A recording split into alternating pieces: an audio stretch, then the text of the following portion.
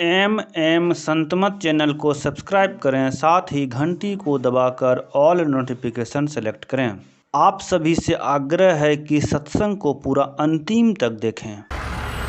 बोलिए प्रेम से श्री सद्गुरु महाराज की, श्री सद्गुरु महाराज की, श्री सद्गुरु महाराज की जय।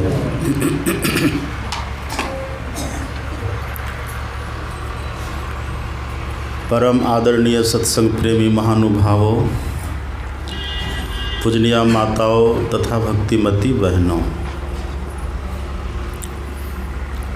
हम लोगों ने पाठ में कई दिनों से धर्म रथ की चर्चा सुनी है। उस धर्म रथ का पहिया क्या है, आपने उसकी चर्चा सुनी है। ध्वज क्या है वह भी आपने सुना, पताका क्या है वह भी आपने सुना। उस रथ के घोड़े कौन है वह भी आपने सुना। लगाम क्या है, और कल आपने सुना था सारथी कौन है। ईश भजन सारथी सुजाना। आपने यह भी सुना था मोह ही रावण है और शरीर ही लंका के समान है। यह रामायण की कथा, रामायण की कथा है। रामायण का अर्थ होता है राम अयन, अयन का अर्थ होता है घर। राम का जो घर है वही रामायण है, रामायण कथा। राम रहते हैं कहाँ? राम ईश्वर परमात्मा कहाँ रहते हैं? तो सृष्टि के कण कण में रहते हैं, सब जगह रहते हैं। जो परमात्मा सब जगह रहते हैं वे हमारे अंदर भी रहते हैं। हम भी इस शरीर के भीतर हैं और ईश्वर भी इसी शरीर के भीतर है। जहाँ ईश्वर है वहीं हम भी हैं, लेकिन अभी तक दर्शन क्यों नहीं हुआ? मोह के कारण, अज्ञानता के कारण। आप और हम अभी सृष्टि में हैं, अभी कलयुग चल रहा है। कलयुग के पहले था द्वापर, द्वापर के पहले था त्रेता, त्रेता के पहले था सतयुग। अभी जो कलयुग चल रहा है, इस कलयुग की आयु है 4,32,000 वर्ष। और अभी जो बीता है कहते 5-5,500 वर्ष केवल अभी कलयुग का बीता है। और कलयुग का दुगुना होता है द्वापर, अर्थात 8,64,000 वर्ष आयु होती है द्वापर की। और 3 गुना होता है त्रेता, 12,96,000 वर्ष। और 4 गुना होता है सतयुग, 17,28,000 वर्ष। और चारों को मिला दीजिएगा तब होता है 43,20,000। ये एक चतुर्युगी कहलाता है। और इस चतुर्युगी में अभी जो चल रहा है ये 28वां कलयुग कहा गया है। और कोई महापुरुष यह भी कहते हैं कि इस सृष्टि को हुए 2 अरब वर्ष हुआ है, 2 अरब। और 2 अरब के पहले भी थी, वो दूसरी सृष्टि थी। ये क्रम चलता रहता है। तो जैसे अभी हम हैं, इसी तरह से पहले भी हम थे, आप भी थे पहले। लेकिन पहले आप कहाँ थे वह ना आपको पता है, और हम कहाँ थे ना हमको पता है। लेकिन पहले भी थे और अभी भी हैं। पहले जो हम थे वह किसी दूसरे शरीर में थे। या तो हम कहीं जलचर बन कर के होंगे, या फिर कहीं नभचर बन कर के होंगे, या फिर कहीं थलचर बन कर के होंगे। हो सकता है मनुष्य के रूप में भी हों, हो सकता है पशु पक्षी के रूप में भी हों, कीट पतंग के रूप में हों, पेड़ पौधा के रूप में हों, पर कहीं न कहीं हम थे। इस धरती पर जब कृष्ण भगवान आए थे तब भी आप और हम थे। इस धरती पर जब राम आए थे तब भी आप और हम थे। जब नृसिंह आए थे तब भी आप और हम थे। जब परशुराम आए थे तब भी आप और हम थे। जब वराह भगवान आए थे तब भी आप और हम थे। जब भगवान का कच्छप अवतार हुआ था तब भी आप और हम थे। जब मत्स्य अवतार हुआ था तब भी आप और हम थे। ये चल रहा है, ये सृष्टि चक्र चल रहा है। और अभी जो है, अभी जो यहाँ हम लोग हैं, अभी यहाँ कोई 10 साल के हैं, कोई 20 साल के हैं, कोई 25 साल के हैं, कोई 30 है, कोई 35 है, कोई 50 है, अब कोई 70 है, कोई 80 है। इस हॉल में 90 साल का शायद कोई नहीं होगा, सब 90 के अंदर के ही हैं। जो शरीर अभी आप और हम सब का है, यह शरीर की जो आयु है उसके पहले शरीर हमारा नहीं था। ये सब दिन रहेगा भी नहीं, लेकिन इसके भीतर जो आप और हम हैं, जीव हैं, ये जीव सब दिन रहता है। ये जीव कभी मरता नहीं है। इसलिए कृष्ण भगवान कहते नैनम छिन्दन्ति शास्त्राणि नैनम दह्यति पावकः न चैनम कलदत्यापो न शोषति मारुतः। आप और हम जो आत्मा है ना, इसको तलवार काट नहीं सकता है। इस जीव को आप और हम जो है, इसको पानी भिगा नहीं सकता, अग्नि जला नहीं सकती, हवा सुखा नहीं सकती। वो तत्व आप और हम हैं।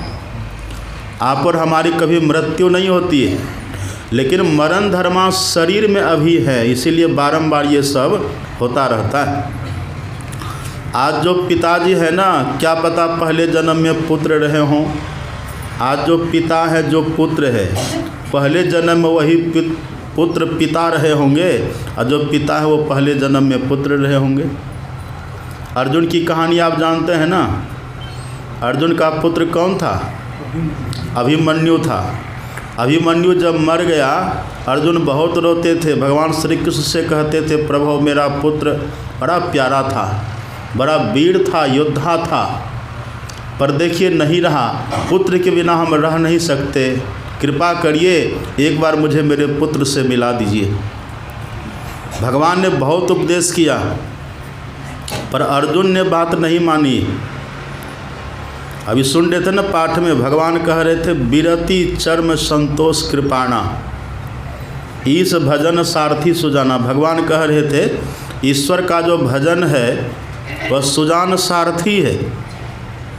और योद्धा के पास ढाल भी होता है। ढाल किसको कहते हैं? ढाल हाथ में होता, देखा ना आपने ढाल? उधर से जब बाण आता है शत्रु का, उसे ढाल से रोकते हैं।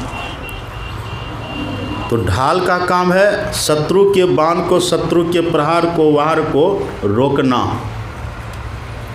भगवान कहते हैं ये जो मोह रूपी रावण है जिस आप पर हम लड़ रहे हैं, भगवान कहते हैं उसके लिए विरति ही ढाल के समान है, वैराग्य ही ढाल के समान है। लेकिन अभी हमारे भीतर वैराग्य है नहीं है, अभी हमारे भीतर राग है। अर्जुन को कितना राग है। अर्जुन को भगवान ने बहुत समझाया कि देखिए ये संसार है, यहाँ सब दिन सब कोई नहीं रहते हैं, आज न कल शरीर छूटता है, आप चिंता मत करिए। उनका उतनी ही आयु थी, वो चले गए। लेकिन अर्जुन को इतना राग था पुत्र के प्रति, इतना आकर्षण था, इतना अपनत्व था, इतना ममत्व था। अर्जुन ने भगवान को विवश कर दिया कि नहीं प्रभु एक बार हमको दिखा दीजिए मेरा बेटा। भगवान तो समर्थ है, कहा कि ठीक है नहीं मानिएगा तो चलिए। अर्जुन को भगवान ले लेते हैं साथ में। अब भगवान को पता था अर्जुन कौन है, उनको पता था वो अभिमन्यु कौन है। चंद्रमा है ना, चंद्र देवता, उन्हीं का पुत्र है बुद्ध, देवता है बुद्ध। वही देवता अभिमन्यु बन कर के आया था, अर्जुन का बेटा बना था। ये बात भगवान श्री कृष्ण जानते थे, तो भगवान श्री कृष्ण ने अर्जुन को साथ में लिया और सीधे चले गए हैं चंद्रलोक। और वहाँ जाकर के भगवान ने कहा कि अर्जुन यही तुम्हारा पुत्र है, यहीं पर। कहा किधर है? तो दूर में बुद्ध खेल रहे थे अपने अन्य साथियों के साथ में। भगवान श्री कृष्ण कह देते हैं वो जो खेल रहा है ना बच्चा, वही तुम्हारा पुत्र है। अब जैसे अर्जुन ने सुना वही मेरा पुत्र है, भगवान का साथ छोड़ करके दौड़ा और दौड़ करके गया, उस बच्चा को उठा के गोद में लिया और छाती से लगा लिया। कहा कि तुम मुझे छोड़ करके चला या, रोने धोने लगा। अब वो जो बच्चा था जिसको उठाया ना गोद में पुत्र कह करके, वो बच्चा ऐसा धक्का मारा, कहा मूर्ख कहीं के, एक बार तुम्हारा पुत्र हम बने तो यहाँ तक आ गया है, अब तुम मेरा पुत्र कितना बड़ा कोई हिसाब है? मेरा पुत्र तुम कितनी बार बना उसका कोई हिसाब है? जब पुत्र का धक्का लगा तब अर्जुन को वैराग हुआ, वैराग। अब पहले क्या था? पहले था राग। भगवान समझा करके थक गए, भगवान समझा रहे हैं, भगवान कह रहे हैं कि अर्जुन यहाँ राग मत करिए। आप पढ़ेंगे गीता में, भगवान कहता अगर राग ही करना है ना, मन ही लगाना कहीं पर, तो क्यों बाहर में मन लगाते हैं? अगर मन ही लगाना तो मुझ में लगाइए। भगवान कहते हैं मन मना भव मद भक्तो मद्याजी माम नमस्कुरु मामे वैश्य युक्त आत्मा न मत पड़ाए न। भगवान कहते हैं अगर मन लगाना है कहीं पर, राग ही करना है ना, तो मुझसे राग करो। भगवान कहते हैं मुझसे प्रेम करो, राग मुझसे करो। ये दुनिया में किसी से राग मत करो। दुनिया में रहो, कैसे रहो? आप पढ़ेंगे गीता में, भगवान कहते हैं संसार में रहिए, कैसे रहिए? एक शब्द का प्रयोग भगवान श्री कृष्ण करते गीता में, पद्म पत्र मिवाम भसा। गीता पढ़िएगा, पद्म पत्र मिवाम भसा। पद्म कहते कमल को। कमल का जो पत्ता होता है वो जल में रहता है, लेकिन जल से आर्द्र नहीं होता है। कमल का पत्ता जल में रहता पर डूबता नहीं है, वो ऊपर ऊपर रहता है। और गरीबदास जी महाराज की वाणी आप पढ़ेंगे, गरीबदास जी कहते हैं कमल में ऐसा गुण होता है, यदि कहीं पर कमल हो और अचानक वहाँ पर पानी बढ़े, तो जिस रफ्तार में पानी बढ़ता है उसी रफ्तार में कमल का फूल भी बढ़ जाता है, कभी डूबता नहीं। भगवान कहता ऐसे ही संसार में रहिए, जगत में रहिए, ऐसे ही रहिए। हम आज से नहीं, हम बरसों से, युगों से, सदियों से, जन्मों से हम संसार में कहाँ कहाँ गए। हमारे गुरु महाराज जी कहते ना, पदावली में पढ़ते हैं ना, हमारे गुरु महाराज जी कहते, हम लोग गाते भी रोज, युग युगान चहु खानी में भ्रमी भ्रमी दुख भूरी। युग युगान चहु खानी में, चहु खानी कौन सब खानी है? अंडज पिंडज उस्मज अंकुरज, ये 4 खानी है। और 4 खानी में 84 लाख योनियाँ हैं। आकर 4 लख 84 जोनि भ्रमत यह जीव अविनाशी। फिरत सदा माया कर प्रेरा, काल कर्म स्वभाव गुण घेरा। वही गुरु महाराज जी कहते हैं युग युगान चहु खानी में भ्रमी भ्रमी दुख भूरी। बहुत दुख भोगे, अब पायो पुनि अजहु नहीं रहूं इनते दूरी। दूसरी जगह हमारे गुरु महाराज जी और साफ लिखते, पशु पक्षी कृमि आदिक योनिन में भरमेऊ बहु बार हो। बहुत बार गए। पशु पक्षी कृमि आदिक योनिन में भरमेऊ बहु बार हो। नर्तन अब ही कृपा करी दिन हो। अब मिला है नर्तन, ये अब प्रभु करो उबार हो। इसलिए नर्तन में रह करके राग कहीं मत करिए। भगवान कहते कैसे रहिए संसार में? पद्म पत्र मिवाम भसा। जैसे कमल पानी में रहता है पर कभी पानी में वो डूबता नहीं, पानी से चिपटता नहीं है। जल मुर्गी आपने देखा? जल मुर्गी, एक मुर्गी तो वो होता है लाल लाल चोटी वाला, एक होता उसी को बोलते हैं पनडुब्बी। जल मुर्गी उसी को बोलते हैं जल मुर्गी। वो पनडुब्बी जो कहिए वो पानी में रहता है, उसका पंख नहीं भीगता है। आश्चर्य। भगवान ये उदाहरण दे करके समझाते। गुरु नानक देव जी कहते हैं जल में ही कमलो निरालमो मुर्गाई नहीं साने। जैसे जल में कमल रहता है और पनडुब्बी रहता है, ये सब जल में रह कर के जल से अलग है। ऐसे संसार में रहिए लेकिन किसी से राग मत करिए। भगवान ज्ञान दे करके समझा करके थक गए, लेकिन अर्जुन नहीं माना। अब कृष्ण से बड़ा जगत गुरु कोई मिलेंगे? भगवान से बड़े कोई मिलेंगे? भगवान समझा रहे हैं, जो श्री कृष्ण 6 दिन में पुतना का वध कर दिए हैं, कल्पना करिए कैसे होंगे भगवान। जो भगवान श्री कृष्ण 3 महीना में तृणावर्त का वध कर दिए, जो भगवान श्री कृष्ण 7 वर्ष की अवस्था में 7 कोस के गोवर्धन को 7 दिन तक अपनी कनिष्ठा उंगली पर धारण करके रखे, वो भगवान श्री कृष्ण हैं। योगेश्वरो महाहरि भगवान श्री कृष्ण हैं। अब वो अर्जुन को समझा रहे हैं कि देखिए ये संसार है, आपका पुत्र था वो चला गया, पर उसमें राग मत करिए। अगर राग करना तो भगवान कहते मन मना भव मद भक्तो मद्याजी माम नमस्कुरु, मुझ में मन को लगाइए, बाहर मत लगाइए। लेकिन अर्जुन बात को नहीं समझे हैं। एक बात जानते हैं, लात का भूत बात से नहीं मानता है। लात का कहावत है ना गाँव घर में, लात का भूत बात से। अब भगवान ऐसे समझाने वाले, आप कल्पना करिए। लेकिन भगवान की बात ये नहीं माना, भगवान को विवश करके चंद्रलोक तक ले गया है। अब भगवान भी कैसे समर्थ अर्जुन को वहाँ पर पहुँचा दिए। अब वही जो इनका पुत्र अभिमन्यु जो बुद्ध बना था उनको दिखा दिए। अब भगवान कह रहे राग मत करो। और देखो जो बुद्ध की आत्मा है ना, वही तुम भी हो। शरीर भले अलग अलग है, प्रेम ही करना है तो आत्म तत्व से प्रेम करो, जो चेतन है उससे प्रेम करो।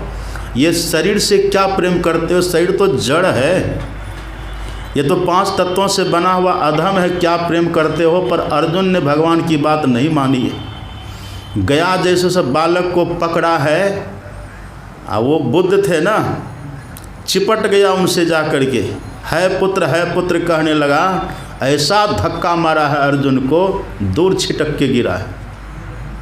कहता मूर्ख कहीं के, एक बार तुम्हारा पुत्र हम बने तो यहाँ तक आ गया, अब पता है तुम मेरा पुत्र कितनी बार बना है?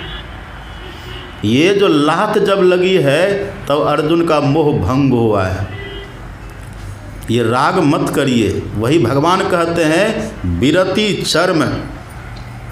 ये जो लड़ेंगे ना, जो ध्यान भजन करेंगे, तो बैराग ढाल चाहिए, नहीं तो फिसल जाएंगे। एक बूढ़ी माता जी को पूछे, माता जी ध्यान करते हैं?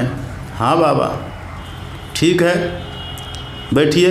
हम लोग भी बैठे और ध्यान से उठे। माता जी ध्यान में क्या देखे? कहा कि बाबा बिल्डिंग दिखाई पड़ रहा था।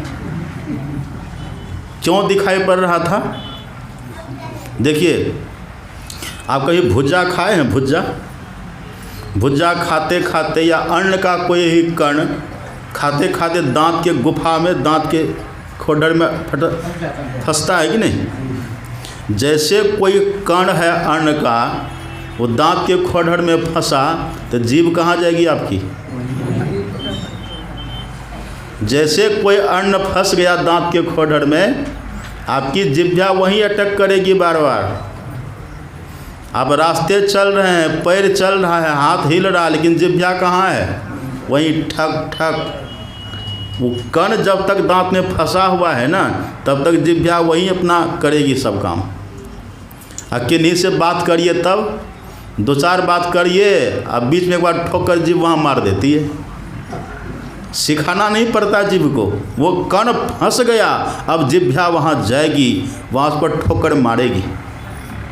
आप लेटे रहिए आराम से, लेटे हुए हैं, पलंग पर लेटे हुए हैं, कंबल रजाई ओढ़े हुए हैं, और जिह्वा कहाँ रहेगी? जिह्वा वहीं ठोकर मारती रहेगी। कब तक ठोकर मारती रहेगी? जब तक कि वो निकल नहीं जाएगा, तब तक ठोकर मारती रहेगी, ठक ठक ठक करती रहेगी। इसका परिणाम क्या होता है? परिणाम ये होता है, अगर कोई कड़ा अन्न होता है ना, तो जिह्वा घायल हो जाती है। फिर बाद में उसे जिह्वा में लहर टिस टनक पैदा होता है। देखा कि नहीं आपने? हमने बहुत बार अनुभव किया है। मेरा चौवा अभी भी खो डरा, बहुत फंसता है उसमें, और जिभ्या मेरी अभी वहीं जा रही है, कुछ फंस जाता है, ये नियम है। तो जैसे कोई कण फंसने से जिभ्या वहीं जाती है, ऐसे ही अपने मन में अगर कुछ फंस गया है तो ख्याल वहीं जाएगा, मति बुद्धि हमेशा वहीं जाएगी। अब मरना है कि नहीं? अमर है क्या? अमर है कोई? मरना सबको है, सब मरेंगे, बाबा भी मरेंगे, बाबू भी मरेंगे। ये मत के खाली बूढ़े मरेंगे, जवान भी मरेंगे। नहीं बालक नहीं यौवने नहीं वृद्धि कछु बंध, अब वह अवसर नहीं जानिए जब आए पड़े जम फंद। जम का फंदा कब आएगा किसी को पता है? कभी भी मर सकते हैं। और यदि मरने के समय मन में जो बात धसी है, अगर उसी का ख्याल आ गया तो बहुत खतरा हो जाएगा। खतरा क्या होगा? ये मानव का तन हाथ से निकल जाएगा। इसलिए भगवान कहते हैं विरति शर्म, ये ढाल बना लीजिए, बैरागी, बैरागी बन कर के रहिए। बैराग, बैराग मतलब बैरागी। अच्छा, बैराग का मतलब क्या होता है? बैराग का मतलब होता है एक सीधा सा अर्थ, हम आपको कह देते, सीधा सा बढ़िया अर्थ, ज़्यादा जिसमें न व्याकरण की ज़रूरत है न बड़े शास्त्र पुराण की ज़रूरत, सीधा बैराग। बैराग का मतलब है जब किसी से बैर हो ना, उसमें आग लगा दीजिए, बैराग हो गया। सीधी सी बात है। अब बैर होता रहता है घर में, होता है कि नहीं? यहाँ है कि 100 तमाचा खाए, घुस के तमाशा देखे। कितना झगड़ा कितना लड़ाई होती है घर में, तब भी वहीं जाते हैं। यहाँ गौशाला में कितना वैरायटी चलता है, कितनी अच्छी व्यवस्था है। यहाँ हम बुलाते बुलाते थक जाते, तब भी यहाँ कोई टिकना नहीं चाहते। क्यों? उधर राग है। अगर भीतर में ये बात हो जाती कि 1 महीने का ध्यानाभ्यास है, सबको छोड़ छाड़ करके यहाँ रहो, थोड़ा अभ्यास करो, फिर देखते कितना चमत्कार होता है जीवन में। और जो ऐसा किया उनको चमत्कार हुआ है, हो रहा है, ऐसे समझते हैं। और ये जो चमत्कार होता है ये अस्थाई चमत्कार होता है। और यदि उधर है, अब मरना तो सबको है ही है, मन में होता अरे वाह कितना सुंदर मेरा मकान है, कितना अच्छा घर हमने बनाया। लोग बड़ी मेहनत से घर बनाते, बड़ा पैसा खर्च करके घर बनाते हैं। घर बनाना कोई बुरी बात है भी नहीं, ये भी तो घर ही न है। घर बनाते हैं लोग, अब इतना अच्छा रंग रोगन खिड़की किवाड़ इतना अच्छा लगाते हैं, चलते फिरते घरे का चिंतन करते हैं। अब किसी मित्र के पास बैठेंगे तो अरे घर में बड़ा खर्चा हो गया, लेकिन बढ़िया बन गया, बढ़िया बन गया। अब बताइए लोग कैसे कैसे हैं। एक जगह हम गए, कहा कि बाबा देखिए मेरा घर। हम बोले हाँ देख रहे हैं, इधर भी ज़रा देखिए, उधर भी देख रहे हैं, ज़रा उधर देखिए, उधर भी देख रहे हैं, ज़रा इधर देखिए। बोले इधर क्या? कहा इधर शौचालय है। शौचालय को भी देखिए। अब शौचालय को क्या देखेंगे, सब तो ईंट पत्थर ही है। इतना लोग बढ़िया घर बनाते, भीतर में इतनी जगह बन जाती है घर के लिए, भीतर भर गया घर। अब बाहर जिनसे भी मिलेंगे तो घरे की चर्चा मिलेंगे। एक बार हमको गोड्डा से बड़ा फ़ोन जाता, बाबा फलाना ने इतना सुंदर घर बनाया, क्या कहना, इतना अच्छा घर बनाया है, क्या कहना। हम बोले अच्छी बात है, बनाए तो। याद रखिए यदि मृत्यु तो होनी है ना, अगर घर में राग हो गया, भगवान कहते विरति, विरति का मतलब होता है बिना रति के रहिए घर में तो कोई बात नहीं है। अगर घर में रहते रहते रति हो गया, बड़ा खतरनाक है। विरति है, बिना रति के घर में तो ढाल है, वो आपको नुकसान होने नहीं देगा। और यदि घर में रहते रहते रति हो गया, उसी रति में, उसी आसक्ति में, उसी मोह में, उसी फंदा में अगर मरेंगे तब क्या होगा? तब भगवान कहता रे मैंने तुमको मनुष्य बनाया था मुझसे रति करने के लिए। भगवान कहते न दूसरी रति मम कथा प्रसंगा पढ़ते न रमन। जब माता सबरी की झोपड़ी में भगवान गए थे तो भगवान ने क्या कहा था? प्रथम भगति संतन कर संगा, और दूसरी रति मम कथा प्रसंगा। अगर रति ही करनी हो तो भगवान कहते सत्संग से करिए, कथा प्रेम से, कथा से सत्संग से प्रेम करिए, रति करिए। उससे रति करिए। दुनिया में भगवान कहते विरति, विरति, बिना रति के रहिए, बिना रति के, बिना प्रेम के रहिए। रति करना है तो सत्संग से करिए। अब मकान से रति कर लिए तब भगवान कहता है अगर मकान से रति हो गई, मकान से प्रेम हो गया, चलते फिरते उठते बैठते मकाने का ध्यान होता है, और यदि कहीं मकाने की याद करते करते मर गए तब क्या होगा? लिस्ट का पता है कि ना आपको? पहला नंबर में मकान की आसक्ति में, मकान की रति में मरने वाला प्राणी क्या बनता है? चूहा बनता है, चूहा। हम साधकों को कहते हैं अरे घर में तो सब दिन रहबे न करिएगा, थोड़ा घर के ऐसो आराम को छोड़िए, यहाँ रहिए, थोड़ा तपस्या करिए, थोड़ा देह में कष्ट झेलिए। जब घर की आसक्ति खत्म होगी तो बहुत बड़ी उपलब्धि हो जाएगी। यदि घर की आसक्ति रह गए, घर के ऐसो आराम का ख्याल रह गया और उसी आसक्ति में तन हमारा छूटा, तो छूट करके सीधे कहाँ जाएंगे? चूहा बन जाएंगे, चूहा। अब चूहा तो मरा था, घर क्या शक्ति मरा तब न चूहा बना। और चूहा को जहाँ देखिए वो खोदते रहता है, घरे बनाने के चक्कर में रहता है, बिल खोदता रहता है। अब घर की आसक्ति में मर करके चूहा बना, जहाँ देखिए वो खोद खाद के घरे बनाने के चक्कर में रहता है, बिल खोदते रहता है। उस बिल में चूहा रह पाता है? बिल खोदता है, चूहा रहता है कौन? खोद खाद के चूहा मर गया, मौज किया भुजंगी ने। कमा कमा के संसारी मर गया, मौज किया सत्संगी ने। जिनके भीतर वैराग का भाव है, विरति है, वही मकान का सुख भी ले पाते हैं, वही धन दौलत का भी सुख ले पाते हैं। अगर आसक्ति से चिपट जाइएगा तो सुख मिलेगा? नहीं मिलता है। थोड़ा दूर से रहिए। अब किसी को बहुत जोर की प्यास लगी हो, त्रास, एक होती है प्यास, एक होती है त्रास। त्रास में क्या होता है? पानी के लिए तालू सूखने लग जाता है। प्यास तो साधारण चीज़ है, और त्रास में क्या होगा? जब त्रास लगेगा तो तालू सूखता है पानी के लिए, बड़ी बेचैनी छटपटाहट हो जाती है। अब किसी को खूब त्रास लगे पानी के लिए और उसको बगल के नाला में डुबा दीजिए तो क्या होगा? पहले खूब पानी पिएगा, अब पानी पीते पीते पेट भर गया तो और पानी पिएगा कि नहीं? तब वो बचेगा? अफर करके मर जाएगा। पहले प्यास लगी थी, त्रास लगा था तो थोड़ा पानी चाहिए, अब पानी में डूब जाए तब क्या होगा? मर जाएगा। ऐसी ज़रूरी है, चाहिए, संसार की वस्तु चाहिए, आवश्यकता है। लेकिन यदि आवश्यकता से ज़्यादा के चक्कर में हम पड़ जाएंगे तो फिर वही ले डूबता है। इसलिए ज़्यादा के चक्कर नहीं। मकान ठीक है, बन गया, अच्छी बात है। अब हम कहीं जाते उद्घाटन करने तो कहते हैं मकान को धर्मशाला मत बनाइए, मकान को मंदिर बना करके रखिए। मकान को धर्मशाला नहीं बनने दीजिए। धर्मशाला में क्या होता है? लोग सोता है 7 बजे तक, 8 बजे तक सोता है। धर्मशाला में न कोई उठाने वाला है, न कोई टोकने वाला, धर्मशाला है, वहाँ पर लोग सोते हैं। एक को हम बोले कि कब जगते हैं जी? का बाबा सवेरे जग जाते हैं। कितने बजे? 8 बजे। 8 बजे सवेरे है उसके लिए। यहाँ कहते जागे ना पिछले पहर, करे न गुरु मत जाप, मुँह फारे सोबत रहे ताकू लागे पाप। पाप लगेगा।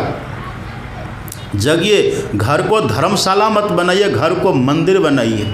मंदिर में क्या होता है? आप जाके देखिए, बड़े बड़े मंदिर में पुजारी सवेरे जग जाते हैं और फिर भगवान की सेवा करते, भगवान को जगाते हैं। तो घर हमारा मंदिर की तरह हो। जब घर को मंदिर मान करके रहेंगे तब आसक्ति नहीं होगी, तब रति नहीं होगी। भगवान कहते विरति चर्म, ये वैराग ढाल है। अब इतना सुंदर, इतना धन कमा करके रखे हैं, बहुत धन कमा के रखते हैं, लेकिन धन में आसक्ति हो गई है। कंस का नाम कभी सुने? कंस की कितनी पत्नी थी? 2। क्या नाम था? अस्ति और प्राप्ति। एक महापुरुष कह रहे थे कंस का अर्थ होता है जिसकी समझ कम हो। क्या होता है? जिसकी समझ कम हो उसी को कहते हैं कंस। और जिसकी समझ कम होती है उसकी दो वृत्ति होती है। पत्नी मतलब वृत्ति। कंस की दो पत्नी है, अस्ति और प्राप्ति। तो जिस व्यक्ति की समझ कम होती है उसकी दो वृत्ति होती है। पहली होती है अस्ति की और दूसरी होती है प्राप्ति की। अस्ति किसको कहते हैं? अस्ति कहते जो हमारे पास है वो रहे, वो खुटावे नहीं, वो खर्चे नहीं, वो रहे। अब प्राप्ति का अर्थ होता है जो हमारे पास नहीं है वो प्राप्त हो, जो है वो खर्चे नहीं और जो नहीं है वो मिले। कहिए क्या दशा होगी? जो हमारे पास है वो कभी खर्चा ना हो। लाख है तो लाख सब दिन रहना चाहिए, और जो नहीं है तो ऊपर से और मिले। इसी का नाम है अस्ति प्राप्ति। ये वृत्ति किसकी होती है? बोले कंस। कंस मतलब जिसकी समझ कम है। अब बुद्धिमान की वृत्ति कैसे होती है? मैंने पहले भी कहा था, नदी पार किए हैं नाव में। आप नाव में नदी पार करते हैं, अगर नदी पार करने के समय नाव में छेद हो जाए और नदी का पानी घुसे नाव में, तो क्या करिएगा? बैठे रहिएगा? अगर नदी का पानी नाव में घुस रहा है तो आप क्या करिएगा?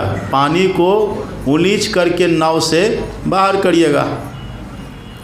एक हाथ से करिएगा, दोनों हाथ से, धीरे धीरे करिएगा, पंखा करके कल करेंगे, तुरंत दोनों हाथ से आप बड़ी तीव्रता से त्वरित गति से करिएगा, एकदम तुरंत करिएगा। ऐसे ही देखिए संत कहते हैं, कितनी बड़ी बात है। संत कहते हैं पानी बाढ़े नाव में और घर में बाढ़े दाम। दाम मतलब धन, रुपया पैसा। पानी बाढ़े नाव में, घर में बाढ़े दाम, और दोनों हाथ उलीचिए यही सयानो काम। अगर नाव में पानी बढ़ता है तो पानी को उलीचिए। ऐसे अगर घर में धन भगवान की कृपा से आ रहा है उसको लगाते चले जाइए धर्म में। धनात् धर्मः ततः सुखम। धन से धर्म करेंगे तब सुख मिलेगा। यदि धन को पकड़ करके रहेंगे तब, अब मरने का तो कोई ठिकाना है नहीं। धन की आसक्ति रह गई, रति रह गई, धन में रति अगर रह गई धन में, और उसी रति में मरे तो क्या होगा? भगवान कहते बहुत रति है, बहुत प्रेम है धन से। गया था मनुष्य बन करके हमसे प्रेम करने के लिए, हमारी भक्ति करने के लिए, और धन से रति, तुमको धन से प्रेम हो गया तो जाओ। अब भगवान क्या करते? मानव तन से निकाल करके उसको सांप बना देते हैं। सांप। अब देखिए ये उन्नति हुई कि अवनति हुई? अवनति, पतन हो गया ना। मानव तन से कहाँ गिर गए? सांप बन गए।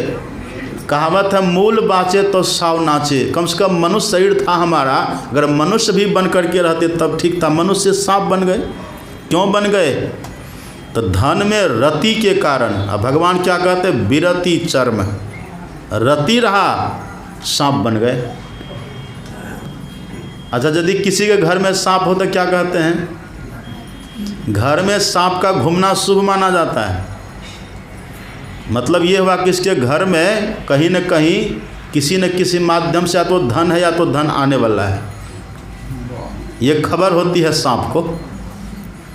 और काट ले तब राम नाम सत्य। इसलिए धन में भगवान कहते विरति, रति मत करिए। अब पुत्र पुत्री में आसक्ति हो गई तब, रति हो गई तब। पुत्र पुत्री में एक व्यक्ति से पूछा, एक माताजी से पूछा, उसका बेटा का हाथ पकड़ा हुआ था। वो किसी ने पूछा किसका बेटा है? वो माताजी कहती भगवान का है। भगवान ने कृपा किया है, दिया है, ये भगवान का है। अब भगवान जब चाहेंगे कुछ भी कर सकते हैं। मैं एक निमित्त बनी हुई भगवान का है। अब कहीं इसमें मोह होगा? भगवान का है। यहाँ इतने हम उसमें आसक्त हो जाते हैं, और यदि उसी की आसक्ति में मरे तो भगवान का अच्छा पुत्र पुत्री से बहुत रति, बहुत प्रेम है। हम कहे थे विरति करने के लिए, कर लिया रति। तब क्या होगा? भगवान कहते जाओ, मैं तुमको वहाँ पर पहुँचा देता हूँ जहाँ बहुत पुत्र पुत्री होगा। क्या बना देगा? स्वर्ग को एक बार में दर्जन का दर्जन बच्चा होता है। लीजिए अब कितना लिया? 16 दर्जन से ऊपर प्लस। अब लीजिए, इसलिए भगवान कहते विरति चर्म, ये ढाल है, वैराग्य ढाल है।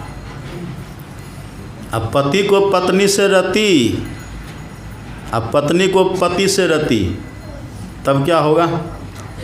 विवाह किए हैं तो ठीक है, पत्नी को पातिव्रत धर्म का पालन करना चाहिए, पति को भी एक पत्नी व्रती बन करके रहना चाहिए। लेकिन यदि उसी में गर्क हो गए तब क्या होगा? जाली में जोर जुआपन आए, ब्याह लायो सुंदरी, हरिपद सुधा छारी निशिवासर, पीवत विष गगड़ी। परिणाम क्या होगा? यदि उसी आसक्ति में मर गए तो भगवान कहता अच्छा तुमको पत्नी चाहिए, अब पत्नी से कहते तुमको पति चाहिए, चलो हम वहाँ पर पहुँचा देते हैं जहाँ बिना शादी के ही पति पत्नी खूब मिलेगा। कुत्ता को शादी ब्याह करना पड़ता है क्या? कभी आपने देखा कुत्ता को मोर चढ़ता है, मंडप बनता है उसकी शादी के लिए? कबीर गुरु की भक्ति बिना नारी कुकरी होए, गली गली भूकत फिरे टुक न डारे। कहने का मतलब ये है हम जगत में रहें पर अनासक्त होकर के रहें। हमारे गुरु महाराज जी कहते हैं अनासक्त जग में रहो भाई, दमन करो इंद्रिन दुखदाई। दूसरी जगह हमारे गुरु महाराज जी कहते हैं यही सराय मह निज नहीं कोई। हमारे गुरु महाराज जी कहते हैं सुनिए सकल जगत के बासी, पढ़े हैं ना पदावली में, सुनिए सकल जगत के बासी, यह जग नश्वर सकल विनाशी। सब विनष्ट जाने वाला है। यह जग नश्वर सकल विनाशी, यह जग धूम धाम रे भाई, यह जग जानो छली महाई। धूमधाम, धूमधाम का अर्थ क्या होता है? धूम मतलब धुआं और धाम मतलब घर। कभी धुआं का घर देखा आकाश में? बादल चलते रहता, घूमते रहता, बादल के चलते रहने से, घूमते रहने से अचानक घर जैसा नक्शा दृश्य बन जाता है, पर वो टिकता है। ऐसे हमारे गुरु महाराज जी कहते संसार ऐसा ही है। यह जग धूम धाम रे भाई, यह जग जानो छली महाई।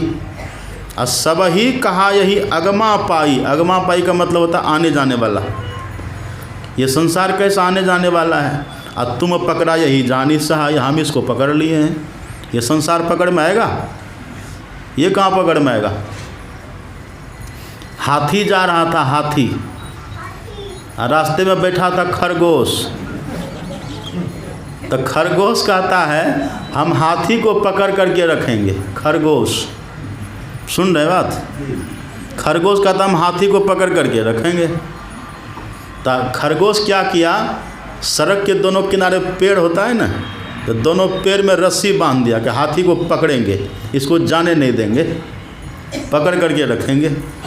और थोड़ी देर रहा खरगोश, और फिर उसके मन में होता करे ये तो पेड़ में बांध दे, क्या पता पेड़ हमसे धोखेबाजी कर ले, हाथी को जाने दे दे।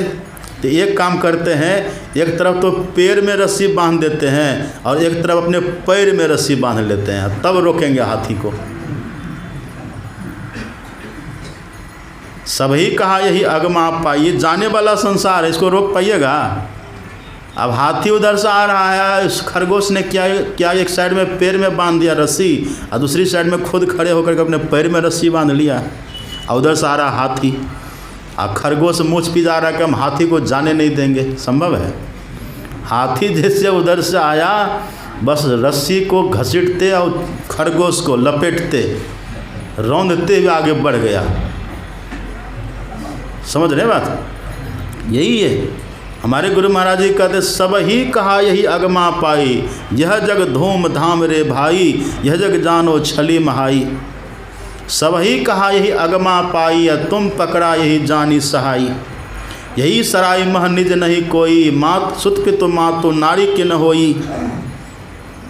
सुन रहे बात?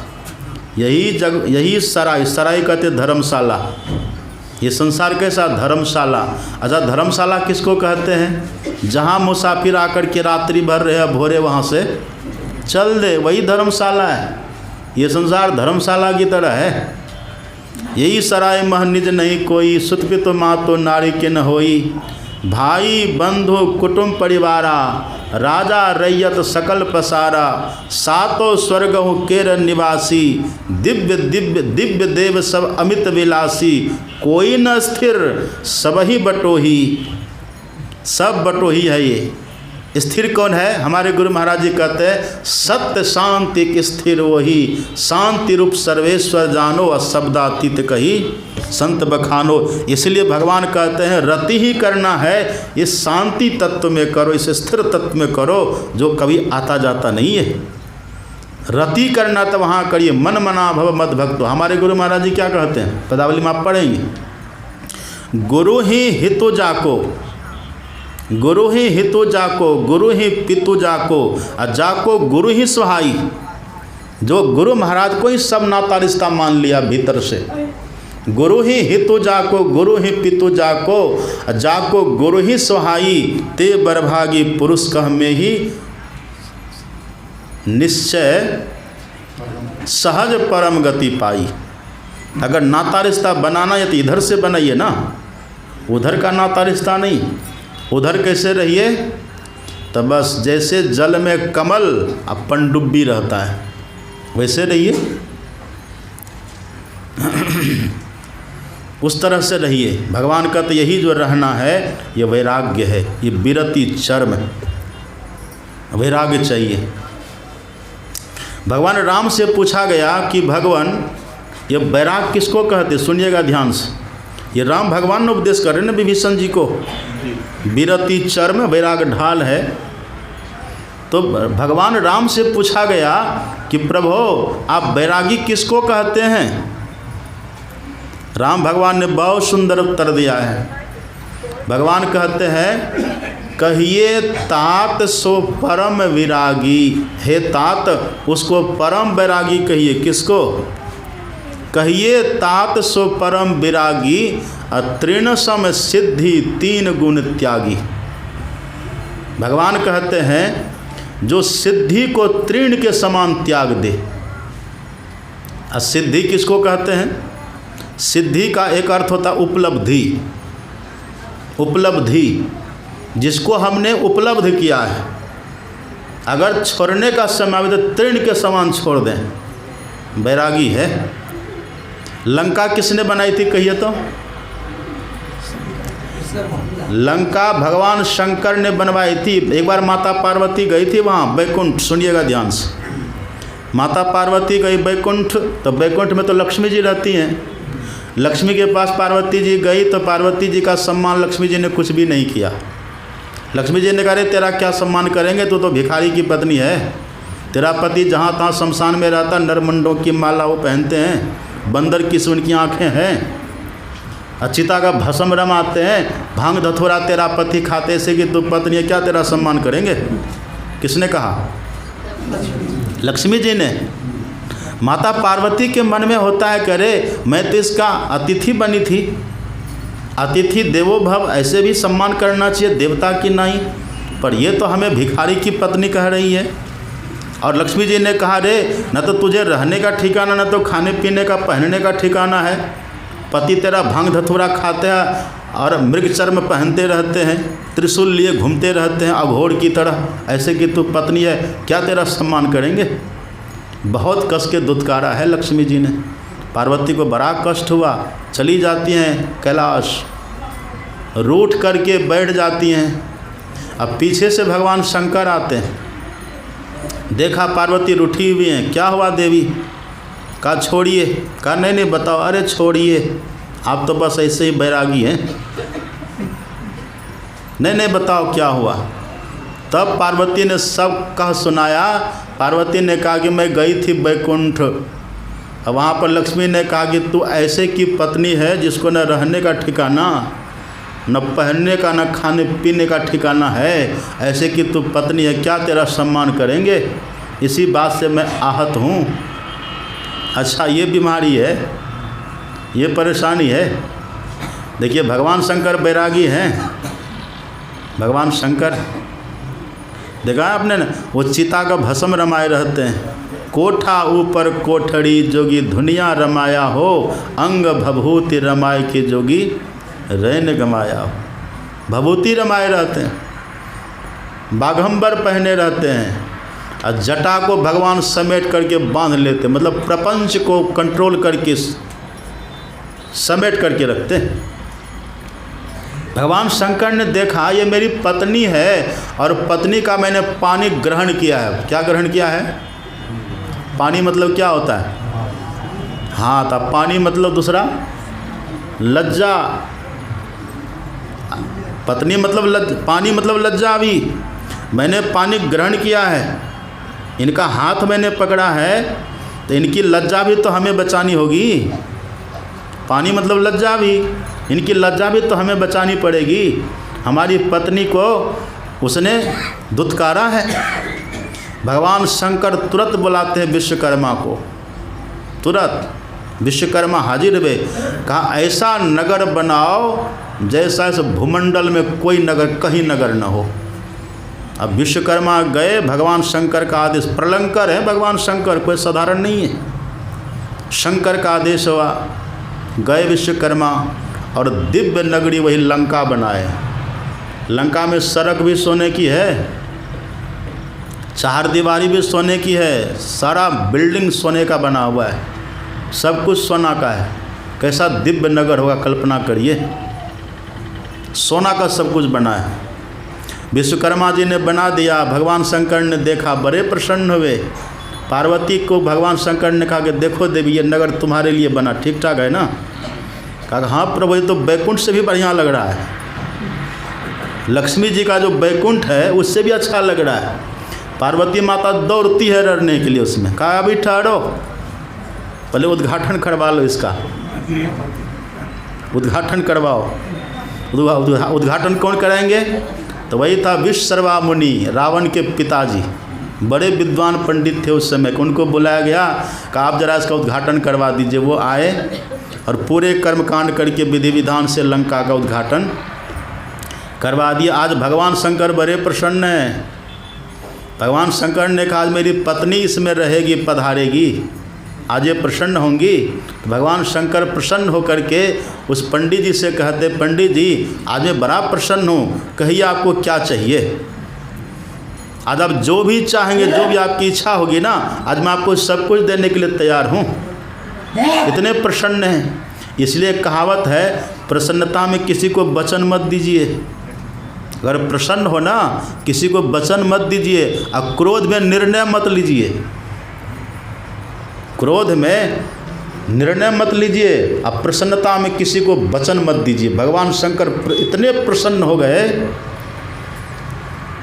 कहिए क्या चाहिए आपको। अब पंडित जी को थोड़ा भीतर से लोभ हो गया।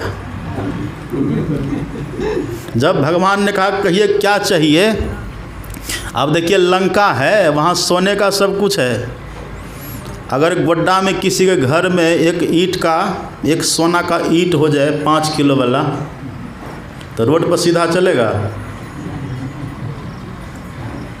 कहेगा जो हमसे टकराएगा चूर चूर हो जाएगा। आप कल्पना करिए, स्वाभाविक है रावण का वो गुण होना। सब कुछ जहाँ सोना का है। भगवान शंकर प्रसन्न है। अब पंडित जी को लोभ हो गया। भगवान कह रहे कहिए आपको क्या चाहिए। पंडित जी कहते पक्का, जो मांगेंगे दे दीजिएगा। कहा पक्का, मुहर लगा, बोलिए क्या चाहिए। जब भगवान शंकर ने कह दिया पक्का, तब वो पंडित जी कहते लंका ही दे दीजिए। आप कल्पना करिए कैसा लगा होगा। भगवान शंकर की प्रसन्नता कम नहीं होती है। पर एक विचार मन में आया कि यदि इनको हम लंका दे देते तो पार्वती नाराज़ हो जाएगी, क्योंकि पार्वती के लिए बना है। और यदि हम नहीं देते हैं तो वचन भंग होगा। अब पार्वती माता बगल में खड़ी हैं। अब देखिए क्या होता है।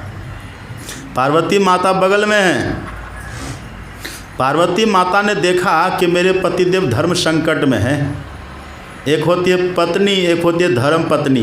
पत्नी किसको कहते हैं? पत्नी कहते हैं जो पति को पतित करे, जो पति की प्रतिष्ठा को मिट्टी में मिला दे उसको कहते पत्नी।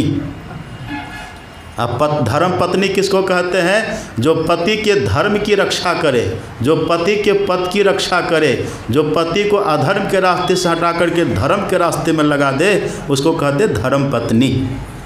माता पार्वती धर्म पत्नी है, ये कोई साधारण नहीं है। माता पार्वती को सत्संग से बहुत प्रेम है। ये पहले सती थी, अब पार्वती बनी है।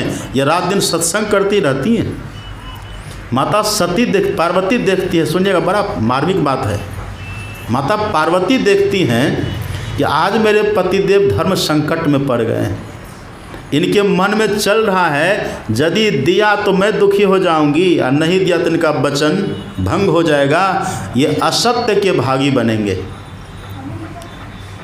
ये असत्यवादी कहलाएंगे। तब पार्वती माता के देखिए मन में होता है, पार्वती माता सोचती हैं जब ये इनके एक आदेश से लंका जैसी नगरी बन सकती है, और वो मेरे पतिदेव हैं, मेरे पतिदेव की उपलब्धि ये लंका है, उपलब्धि है, ये सिद्धि क्या है? सिद्धि है। सिद्धि किसने करी है? उपलब्धि किनको मिली है? भगवान शंकर को। जब भगवान शंकर ऐसे समर्थ हैं जो लंका को उपलब्ध कर सकते हैं, जो लंका को प्राप्त कर सकते हैं, और वे मेरे पतिदेव हैं, तो ऐसे सुयोग्य पति को धर्म संकट में डालना उचित नहीं है। पार्वती माता तुरंत कह देती हैं पतिदेव प्रभो ये लंका दे दीजिए इन्हीं को। तृण सम सिद्धि तीन गुण त्यागी, तृण के समान। अभी यहाँ जो बैठे हैं ना, कितने के पास चैन होगा? कितने के पास कितने भरी घर में सोना होगा कि नहीं? हिम्मत होगा दान करने का? नहीं होगा। आप कल्पना करिए कैसा भाव रहा होगा पार्वती का, साधारण है। इसीलिए सुनिएगा ध्यान से, इसीलिए जितने देवी देवता हैं, किसी का वाहन देखिए तो चूहा है। गणेश जी का वाहन क्या है? चूहा है। अब चूहा बड़ा कि उसका पेट बड़ा है, वाहन चूहा है। अब भगवान शंकर का वाहन क्या है? बैल है।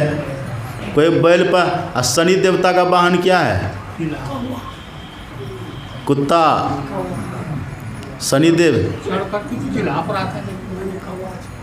चिल्हा, और कुत्ता भी माना जाता है। कैसा कैसा वाहन है देखिए। कार्तिक जी का वाहन क्या है? मयूर। एकमात्र माता पार्वती है जिनका वाहन शेर है। कौन है? आप कल्पना करिए, शेर। और शेर कौन है? जंगल का राजा। इसलिए कहते हैं सिंह वाहिनी। सिंह वाहिनी मंदिर भी है ना गोड्डा में, वहाँ हाँ। शैलपुत्री तो वो पार्वती हिमालय की बेटी भी। सिंह वाहिनी समझिए, ये सिंह की सवारी करती है ये। और दुर्गा पूजा आप करते हैं ना, तो पुरानी कथा के अनुकूल उसी पार्वती माता की पूजा 9 रूपों में होती है। कितनी बड़ी बात है ये। क्यों ऐसा हुआ? इनके पास विरति का भाव है। राम भगवान कहते हैं कि वैरागी कहते हैं किसको? जो अपनी उपलब्धि को तृण के समान त्यागने की क्षमता रखे, वो तृण सम सिद्धि तीन गुण त्यागी, और कहिए तात सो परम विरागी। इसका सूक्ष्म अर्थ में जब जाइएगा ना, तो सच्चा त्यागी वो है। सुनिएगा ध्यान से। हम लोग दीक्षा लेते हैं ना, तो दीक्षा के समय कहते हैं कि जब आप ध्यान करेंगे ना, आपको शक्ति की प्राप्ति होगी। ठीक से आप जप करेंगे, ठीक से ध्यान करेंगे, तो जब ध्यान ठीक से करते करते एक आध्यात्मिक शक्ति, एक ऊर्जा प्राप्त होती है भीतर में। वाणी हमारी सिद्ध हो जाती है। फिर जिसको जो बात आप कह दीजिएगा उसको वैसा हो जाएगा। उसको कहते हैं सिद्धि। जपात सिद्धि, जप से भी सिद्धि मिलती है। रिद्धि सिद्धि प्रेरई बहु भाई, बुद्धि लोभ दिखावई आई। होई बुद्धि जो परम सयानी, तिन तन चितव न अनहित जानी। सुन रहे बात यहाँ है कि नहीं? कबीर साहब कहते हैं गंग जमुन बिच रेतवा। गंग जमुन बिच रेतवा माली बाग लगाया हो। माली मतलब साधक। गंग जमुना किसको कहते? ईड़ा पिंगला, गंगा जमुना। अब बीच मतलब वही 10वां द्वार, जो ठीक ठीक दृष्टियोग की साधना करते हैं। जप करेंगे तो जप करते करते भी जपात सिद्धि, जप से भी सिद्धि मिल जाती है। जप से क्या सिद्धि मिलेगी? जप से सिद्धि यही मिलती है, हम जिनके नाम का जप करते रहते उनका दर्शन होता है, ये सिद्धि है। और जब उनका दर्शन हो गया फिर आप 3300 करोड़ देवी देवता जिनका दर्शन करना चाहें कर सकते हैं। कुंती माता को दुर्वासा जी ने कौन मंत्र दिया था? हे कृष्ण। उसको कुंती माता ने सिद्ध कर लिया। तब फल क्या हुआ? वो जिस देवता का आह्वान करती थी वही प्रकट हो जाते थे। मंत्र सिद्ध हो गया ना, जपात सिद्धि। सूर्य को बुलाया तो सूर्य भगवान सामने खड़े हो गए, उसी से न कर्ण हुआ। इंद्र भगवान का आह्वान किए, इंद्र आ गए, उसी से न अर्जुन हुआ। वायु देवता का आह्वान किए, वायु देवता आ गए, उसी से न भीम हुआ। ये सब देवता हुए कि नहीं? तो पहले एक सिद्ध करना पड़ता है मंत्र को, अब फिर जिनका आप दर्शन करना चाहेंगे उनका दर्शन हो जाएगा। मंत्र परम लघु जासु बस विधि हरिहर सुर सर्व महामत गजराज जिमी बस कर अंकुश खर्व। जैसे छोटे से अंकुश के द्वारा व्यक्ति बड़े बड़े हाथी को, गजराज ऐरावत को बस कर लेता है, ऐसे ही गुरु प्रदत्त छोटे से मंत्र की सिद्धि करके सभी देवी देवता को बस में कर सकते हैं। ये जप की सिद्धि है, इष्ट का दर्शन हो जाएगा। ये बहुत बड़ी बात है। तो दीक्षा में क्या कहते हैं? यदि आप ठीक से जप ध्यान करेंगे तो आपको सिद्धि मिलेगी, तो उसका दुरुपयोग नहीं करिएगा। क्या नहीं करिएगा? दुरुपयोग। दुरुपयोग क्या होता है? दुरुपयोग होता है, मान लीजिए किन्हीं से हमको झगड़ा हो गया, झगड़ा हुआ, अब उससे लड़ने में नहीं सके तो उसको श्राप दे दिए, जाओ तुमको ऐसा हो जाएगा। श्राप दे दिए। अगर ध्यान भजन किए हैं तो उसको वैसा हो जाएगा, लेकिन आपकी पूंजी खत्म, पूंजी आपके पास तब नहीं रहेगी। इसलिए सिद्धि का जो प्रदर्शन न करे।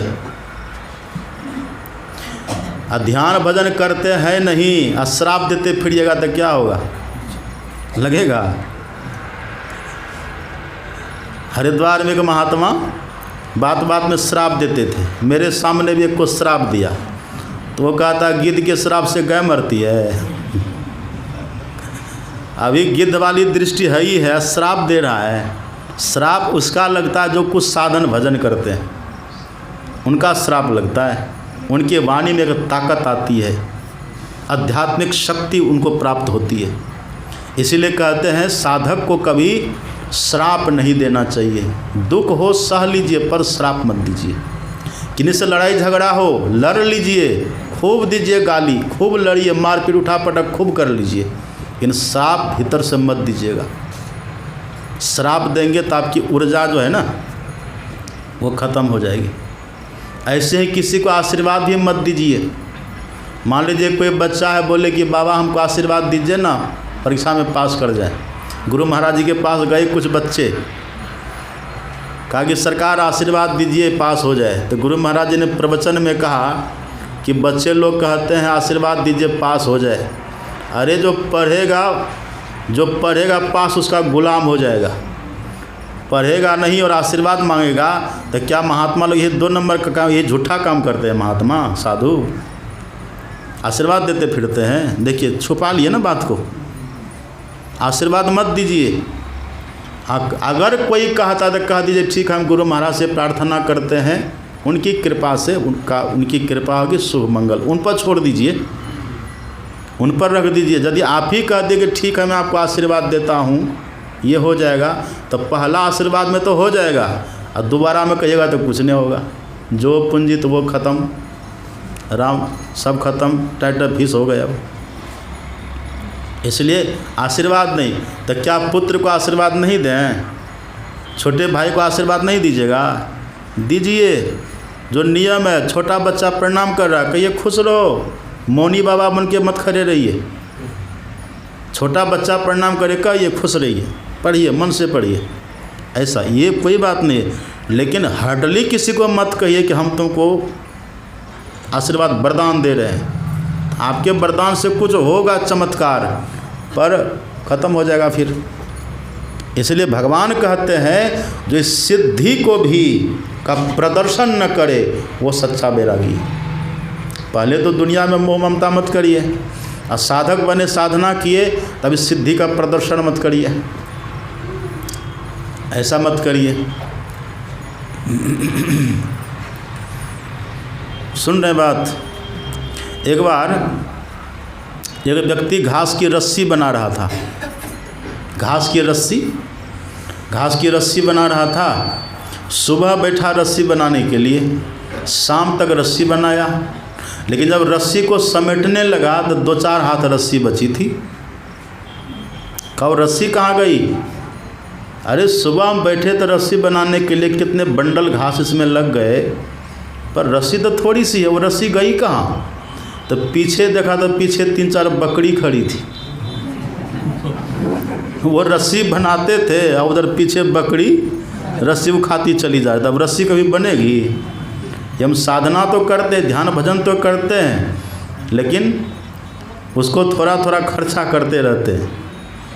किसी को भीतर से थोड़ा सा साफ दे दिए, किसी को आशीर्वाद दे दिए, कोई याचना कर लिए गुरु महाराज से कि हमको ये कृपा करिए, ऐसा हो जाए वो। ये जो कामना है ना, कामना और प्रदर्शन, इसके चलते हमारी रिद्धि सिद्धि सब खत्म होती चली जाती हैं। इसलिए भगवान कहते अगर मोह रूपी रावण को मारना है तो इसके लिए बहुत बड़े बैरागी बनना पड़ेगा।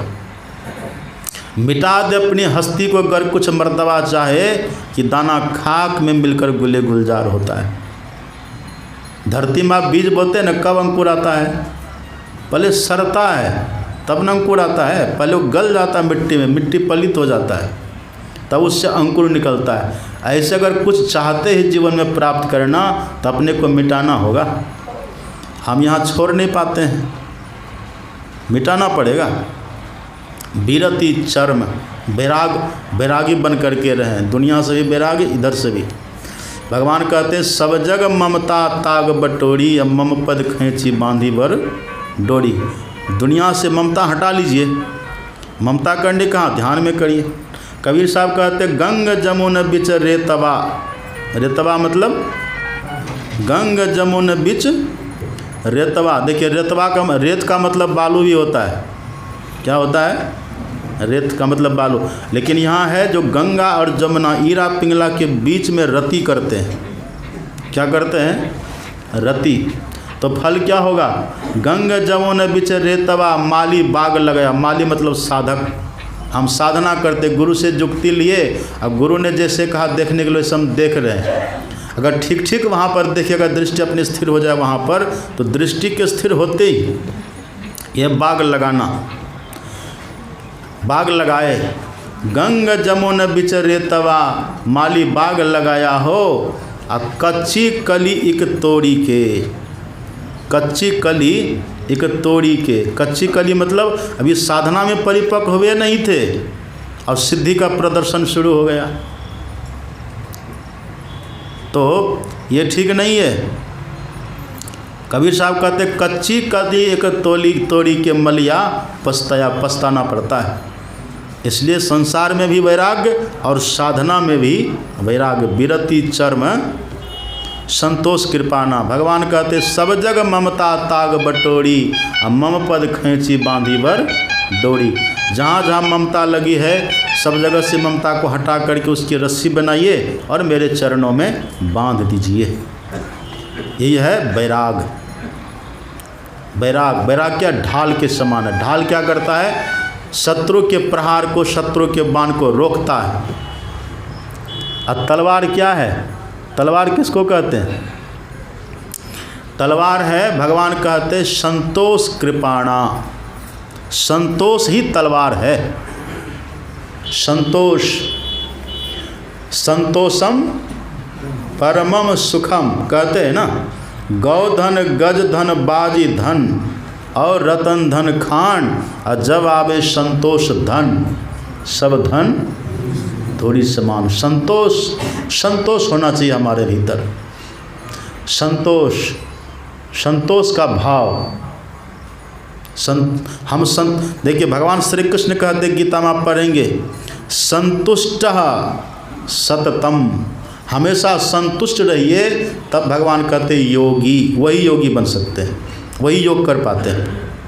संतुष्टः सततम योगी, जो हमेशा संतुष्ट होकर के रहते हैं वही योगी हो पाते हैं। संतुष्ट, सुन रहे बात, संतोष होना चाहिए। संतोष क्या है? भगवान कहते तलवार, तलवार से क्या करते हैं? शत्रु को मारते हैं, तलवार से शत्रु पर प्रहार करते हैं, उसको मारते हैं। तो अपना शत्रु कौन है? आपका शत्रु कौन है? हमारा शत्रु कौन है?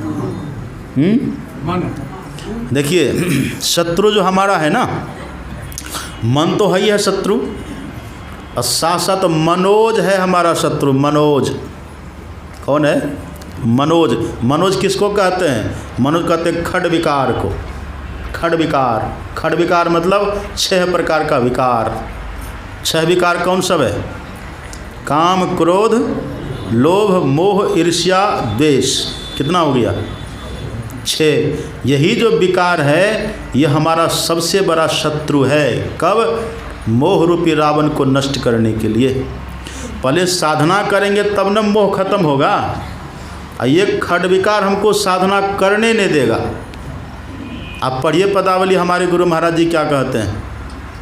हमारे गुरु महाराज जी कहते हैं, कामी क्रोधी नहीं, हमारे गुरु महाराज जी कहते हैं, तुम साहब रहमान हो, रहम करो सरकार, भव सागर में हो परो, खेई उतारो पार, भव सागर दरिया अगम, जुल्मी लहर अनंत, खट विकार की हर घड़ी। ये देखिए, खट विकार की हर घड़ी, उठत होत न अंत।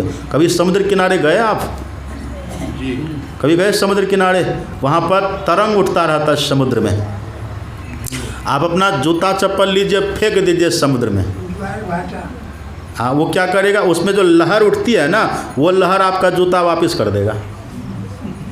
भीतर से धक्का लगता, वापस आ जाता है। वो आपके दिए गए वस्तु को अंदर जाने नहीं देगा।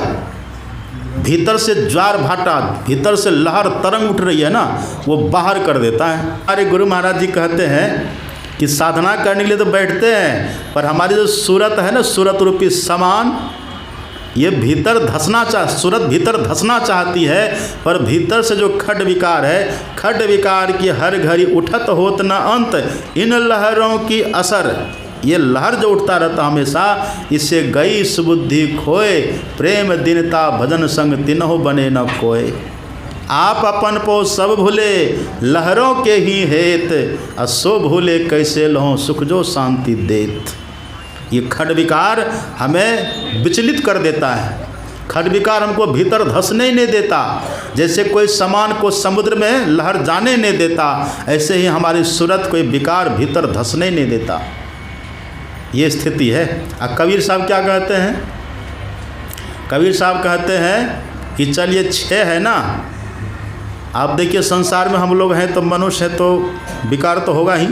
तो कबीर साहब 6 से घटा करके 3 पर ले आए। कहाँ ले आए? 3। 6 कौन है? काम, क्रोध, लोभ, मोह, ईर्ष्या, द्वेष। 6 ये घटा करके 3 पर लाए। कबीर साहब कहते हैं, कामी क्रोधी लालची, इनसे भक्ति ना हो। ये शत्रु देखिए सबसे बड़ा है। सुन रहे बात? आपको पूछा आपका दुश्मन कौन है तो क्या कहिएगा? फलाना। कोई शत्रु नहीं अपना संसार में। युधिष्ठिर जी महाराज के शत्रु कौन थे? कौरव। अब कौरव कितने थे? 100 भाई, और उसके सहयोग करने वाले कितने थे? करोड़ों की संख्या में। लेकिन आश्चर्य आपको होगा, युधिष्ठिर का एक नाम है अजात शत्रु। क्या नाम है? अजात शत्रु, जिनका एक भी शत्रु नहीं है। ऐसा क्यों कहा? उनको भले दुनिया का लोग अपना शत्रु मान रहा है, पर वो किसी को अपना शत्रु नहीं मानता है। ऐसे आपको भी भले लोग शत्रु माने, पर आप किसी को शत्रु मत मानिए। अगर आपको शत्रु मानना ही है ना, तो यही है काम, क्रोध और लोभ। ये सबसे बड़ा शत्रु है। इसको मारिए। कैसे मारिएगा? ये जब तक भीतर में है तब तक भजन नहीं होगा। काम क्रोध मद लोभ सब नाथ नरक कर पंथ, विभीषण जी कहते हैं, सो परिहरिये रघुवीर ही भजौ भजहि जहि संत। ये है। अब भगवान श्री कृष्ण कहते त्रिविधम नरकस्येदम द्वारम नाशनमात्मना कामः क्रोधस तथा लोभस तस्मात् तेतत् त्रयम त्यजेत, तस्मात् एतत् त्रयम त्यजेत। भगवान कहते हैं ये तीन है, काम क्रोध और लोभ। अब कबीर साहब क्या कहते हैं, कामी क्रोधी लालची इनसे भक्ति न होए, अब भक्ति करे कोई सूरमा, इससे जो लड़े। सुन रहे बात। अब देखिए ये तीनों का एक ही इलाज है, काम का भी, क्रोध का भी, लोभ का भी एक ही इलाज है, वह है संतोष। इसलिए भगवान कहते हैं संतोष कृपा। अब कैसे है, पढ़िए रामायण में लिखा हुआ है, काम है ना, काम काम विकार, ये कैसे खत्म होता है। तुलसीदास जी लिखते हैं बिनु संतोष न काम न साही, काम अछत सुख सपने हो नाही। ये कामना कैसे खत्म होती है, संतोष से। संतोष जाओ 10 20 50 भये सत होय हजार तो लाख मंगेगी, कोटि अरब खरब असंख्य धरापति होने की चाह जगेगी, पृथ्वी पतालहु राज करो तृष्णाधिकति आग लगेगी, सुंदर एक संतोष। देख रहे हैं, इलाज है ना, ये एक टेबलेट है संतोष। भगवान क्या कहते हैं, तलवार है ये। अब क्रोध कैसे मिटता है, आप तुनक मिजाजी है कि नहीं, तुनक मिजाजी, थोड़ी थोड़ी बात में कैसे मिजाज गर्म हो जाता है। टीन की तरह हम लोग बन करके हैं कि नहीं, थोड़ी सी कोई बात है बस तुनक मिजाजी, तुरंत गर्मा जाते, तुरंत क्रोध में आते हैं। अब तब क्या कहते हैं, ए जरा होश से संभाल के बात करिए, पता है किससे बात कर रहे हैं, हम हैं हम, तो आप क्या है, जम हैं। ऐसा धमकी देते हैं लोग, बताइए ये क्रोध कैसे खत्म होता है। अब पढ़िए रामायण, परशुराम और लक्ष्मण संवाद पढ़िए। परशुराम बारंबार क्रोध में भर रहे हैं, तो लक्ष्मण जी क्या कहते हैं, लक्ष्मण जी कहते हैं नहीं संतोष तो पुनि कही जय, जनि रिस रोकी दुसह सही जय। अगर आपको संतोष है तो और कह लीजिए, और कहिए, क्रोध को रोकिए मत, और अगर संतोष है तो क्रोध होगा नहीं। एक क्रोध का इलाज क्या है, संतोष तलवार है, ये क्रोध को ख़त्म करता है। अगर संतोष रहे ना भीतर में, तो लोग कहते साधक हम थोड़े हैं कि क्रोध हमको नहीं होगा, हम साधना थोड़े करते जो क्रोध हमको नहीं होगा। क्यों, आपको क्यों हो रहा है क्रोध, क्योंकि संतोष मन में नहीं है। संतोषी बनिए, संतोषी। लोभ कैसे खत्म होता है, पढ़िए रामायण में, राम भगवान कहते हैं उदित अगस्त पंथ जल सोखा, जिम्हि लोभई सोखई संतोखा। जैसे संतोष लोभ को सोख लेता है, तो लोभ को ख़त्म करने के लिए संतोष तलवार है, क्रोध को ख़त्म करने के लिए संतोष तलवार है, और काम को ख़त्म करने के लिए संतोष तलवार है। भगवान कहते संतोष रूपी तलवार को कभी छोड़िए मत। अगर संतोष रूपी तलवार है तो आराम से बैठ कर के भजन करेंगे।